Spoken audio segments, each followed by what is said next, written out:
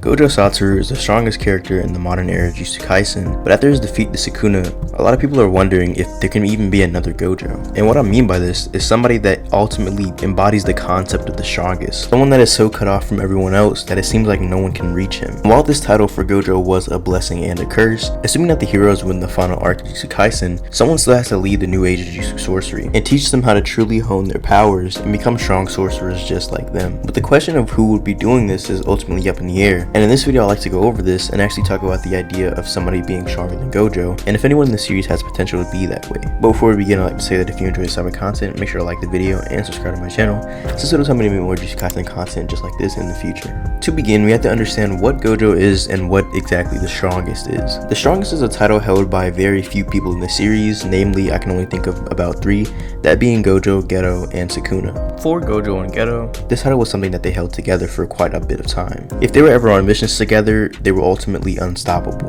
and were always chosen for dangerous missions such as carrying the Star Plasma Vessel to Master Tengen. And on missions like these, even though they were on alert, they were never really in situations where they were going to die until Toji came into the picture. Toji is a character so different from everyone else in the series that he can barely even be called one of the anomalies like a special grade. He's rather an exception or irregularity. Since Toji had no curse energy in his body, he was working away from fate itself, given a perfect physical form by his heavenly restriction, at the cost of his place in the world. I guess you can say for a time after Gojo died, Toji would be considered the strongest as well, since even though Gojo was worn down while Toji fought him, Toji also said that he was rusty, and Toji, after saying he got the hang of it, went on to beat someone who was equal to Gojo, that being Geto, since as I mentioned before, the strongest was a title that they held together. But Toji was only able to hold this title when he was true to himself. In Jujutsu Kaisen, and specifically for heavenly restriction users, mindset and being true to yourself is very important for your power, and without being true to yourself, your power completely fluctuates. We see this is stated by both Sukuna and Ryu when they are talking about how to reach the heights of Satoru Gojo, and we also see that when Maki frees herself and finds her true ideals, she's able to sense extraordinary things such as air pressures. When Toji obtained the title of the strongest, he was truly at the peak of his power, only for it to be cut very short by Gojo Satoru's resurrection.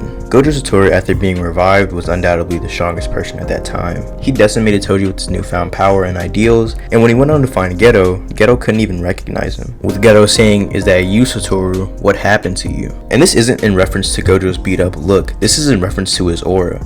Since when we're seeing this happen, we see the aura around him and how Geto is perceiving him at this moment. And although they may not have realized it, this is the moment that separated the strongest duo. Soon after this, Gojo would begin to hone his powers, making his limitless neutral and using reverse curse technique constantly on his brain. With all of this, he's been going on missions by himself and can basically handle anything that the Jujutsu world can throw at him. All the while, Geto is being left alone, and to an extent, Gojo has been as well. In the recent chapters of Jujutsu Kaisen, Gojo says that at some point, he drew a line, but not just as a human, but rather as a living creature. This line can be represented as limitless or infinity, which is a barrier he created between himself and everything else. And even though infinity is just his power, it goes much deeper than that, and it perfectly shows physically the way that he feels on the inside, being separated from everyone else. And this is where he gets his ideals of trying to make a new world where nobody is lonely. So now that we pretty much have Gojo's ideals down, I wanted to say that it's pretty obvious that someone can have the same ideals as Gojo, and it has happened before. Since Gojo's ideals are kind of like a copy and paste of Hajime Kashimo's. Kashimo was another person who seemed to hold the title of the strongest for quite a while.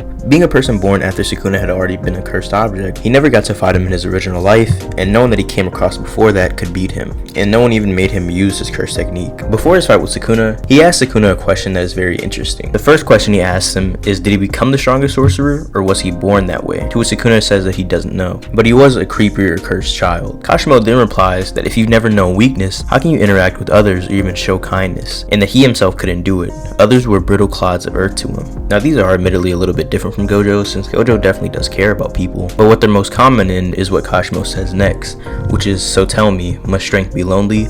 Are the strong cursed to wander in search of limitless power?" This part is what really shows me that they are one and the same almost, showing that they both have the loneliness of being the strongest. They cannot truly connect to anyone else because no one else is on their level. The only time Gojo truly connected with someone is when Geto was still alive and the strongest with him. With Gojo even saying that if Geto was among them patting his back, then he might have been satisfied. Showing that even though he did have all these people around him patting his back and cheering for him, no one truly connected with him on the level that Geto did, because he was actually the strongest while Gojo was as well. The only person to deviate from this mindset of being the strongest and also being lonely seems to be Sukuna, since he has no care for love. He tells Kashimo that love is ultimately meaningless, and he implies while fighting Yorozu that he actually knows what love is, and may have experienced it in the past, but somewhere along his life, he ended up leaving it behind and ultimately realizing that it doesn't mean anything. But that was just a very long-winded way of saying yes, someone ideally can be the same as Gojo Satoru.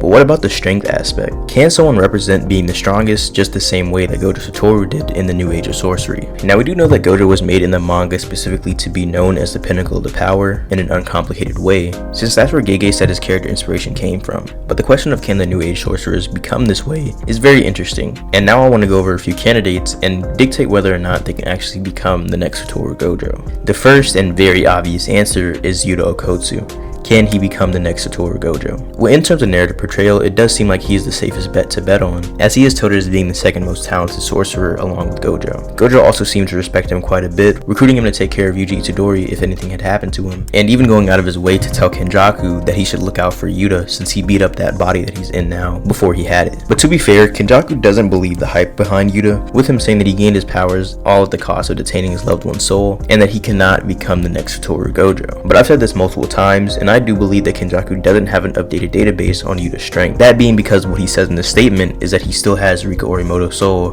which we know is not true after the events of Volume 0. Both Yuta having a multitude of abilities and also having Rika and external hard drive of cursed energy and cursed techniques, Yuta just seems like the best bet to say will become the next Satoru Gojo. But Yuta might be reaching his peak very, very soon. We see this as mentioned by Ryu after Yuta beat him. Ryu says, "You're reaching your limit, I've seen it.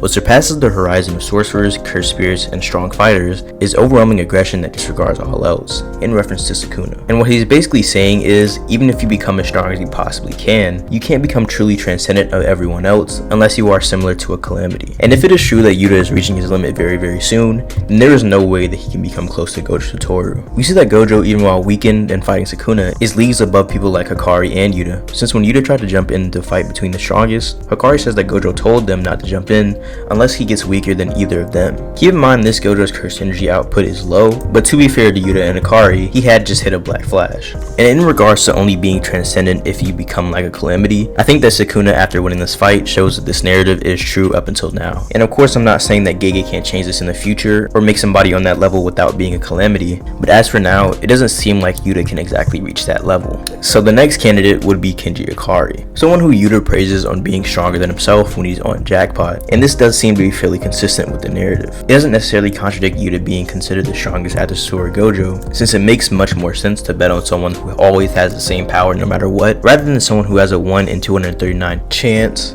of being super strong. And while I do believe that Jackpot Hakari is stronger than Yuta, I don't exactly believe that he can become on the level of Satoru Gojo. And this is just because of the nature of Hakari's ability. Now there is a theory going around that Hakari has manipulated the chances of him hitting a jackpot, but I don't really like it or buy into it that much, and if it isn't true, then Hakari's abilities just are truly luck based, and luck at any time could run out or go out of Hakari's favor. With such a shaky ability, I don't know if Hakari can truly be on the heights of Satoru Gojo, since even though it does produce results right now, it may not do the same in the future. If Hakari were able to somehow find out a way to keep Jackpot going on forever, or make that power into his base state, then he would undoubtedly be able to be on this level. Since Jackpot gives him infinite curse energy and reverse curse technique, it already does make him kind of unstoppable, but we see that in a fight with Kashimo, he is able to be kept up within physical stats. But if he were able to up his physical stats and become even stronger, just in his base state, then he does have some potential of being on the level of Satoru Gojo. But as for now, just because his abilities are luck based, I don't really see it. The next candidate is a pretty interesting one, and this is going to be Maki Zenin. Now of course, Maki without her heavenly restriction fully realized could never reach the level of Satoru Gojo, no matter how much she tried, because Mai was still alive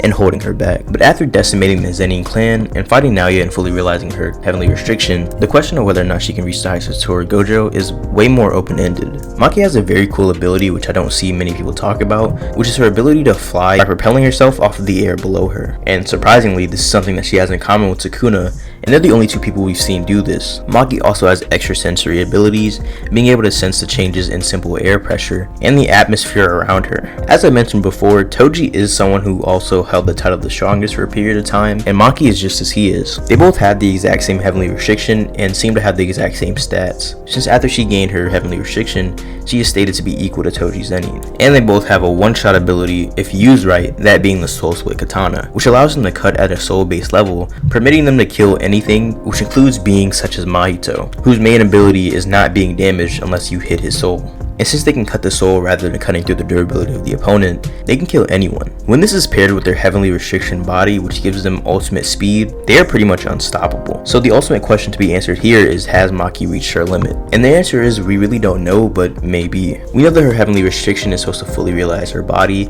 and give her a body basically sent from the heavens. This would imply that their body has already reached the peak of what it can do, but we genuinely don't know if they can improve on the bodies that they were given. All we know about their bodies is that they can get rusty if they're out of practice for a while, as we see with Toji. But their stats being improved on isn't something that's really stated or implied to us whatsoever. So I'll leave it up for your guys' interpretation. I don't really have an opinion on it, but Maki, as for now, if you don't believe that she can get a better body, then no, she can't reach the heights of Satoru Gojo. But if you think she can better her stats, then yes, she may very well be able to. Simply due to her one-shot capabilities and also her ability not to be sensed by other people unless they have the 6 eyes. Now the next person I want to talk about is probably the most interesting person on here, that being the main character, Yuji Itadori. Yuji is someone who only comes around every 1,000 years. Born from the cursed user Kenjaku, he was born with the sole purpose of holding Sukuna, essentially being a cage for someone who is known as the strongest. Yuji's growth rate in this series has been nothing short of insane. He went from barely being able to control cursed energy to being able to hit multiple black flashes in less than a month. And also in this less than a month of being a Jujutsu sorcerer, he was able to reach a level of special grade cursed spirits, fighting with them on almost equal terms. Keep in mind, this is all without his own cursed technique or domain expansion. But after the Shibuya arc and becoming known as a demon god by Choso, his growth seemed pretty stagnant. He didn't show us that same exponential growth as the Yuji Itadori we saw before in the Culling games, until Sukuna left his body. After Sukuna incarnated into Megami, Yuji showed us a side of him that has never been seen before, a side that even surprises Sukuna in its raw strength. Sukuna, after being attacked by this Yuji, then says, "I get it, this boy's from that time." And while we still don't know what that time is,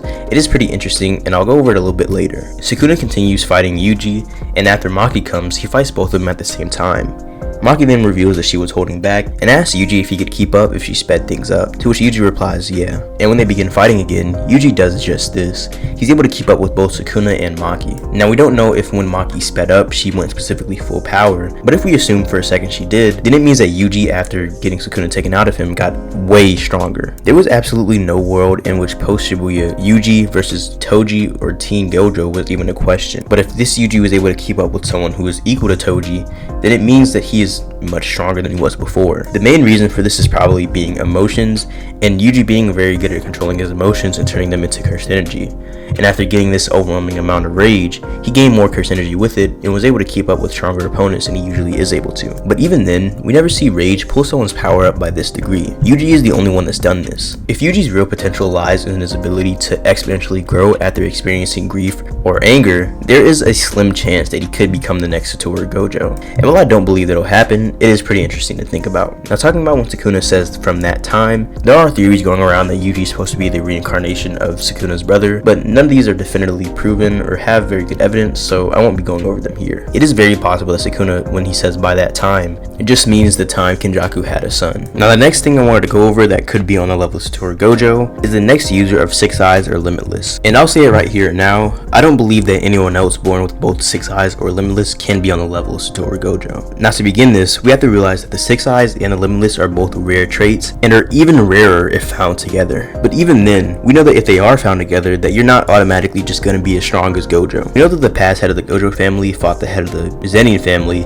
and lost due to the Maharaga. This is the same Maharaga that Gojo was able to outperform, even while fighting in a 3v1 against him, Sukuna, and Agito. Now, unless you believe this past head was somehow stronger than Sukuna and had better uses of his technique, the only conclusion we can come to is that the past head of the Gojo family was much weaker than Gojo. This is also supported by the fact that when Megami is going to sacrifice himself by summoning Maharaga to kill Haruta, he says that this is probably what the past head of the family did as well. So even if you have the 6 eyes in the Limitless, there is absolutely no guarantee that you will become the next Satoru Gojo, if you don't have his mind, or specifically his life experiences. What I believe triggered Gojo's rapid evolution and change into the strongest was his encounter with Toji. This is what ultimately led him on the path to become the strongest and bettering his techniques and making them passive. But now the next Toji or the next Fate Breaker, Maki, is a good guy, so he's probably not going to be fighting the next Six Eyes or Limitless User. And even if she were to fight them, this would assume that one would be born soon rather than sometime in the next few hundred or even thousand years, which is very, very unlikely. So to conclude, there's a very slim possibility that some people can become the level Satoru Gojo if given the right circumstances and ideals. While it does remain very, very unlikely,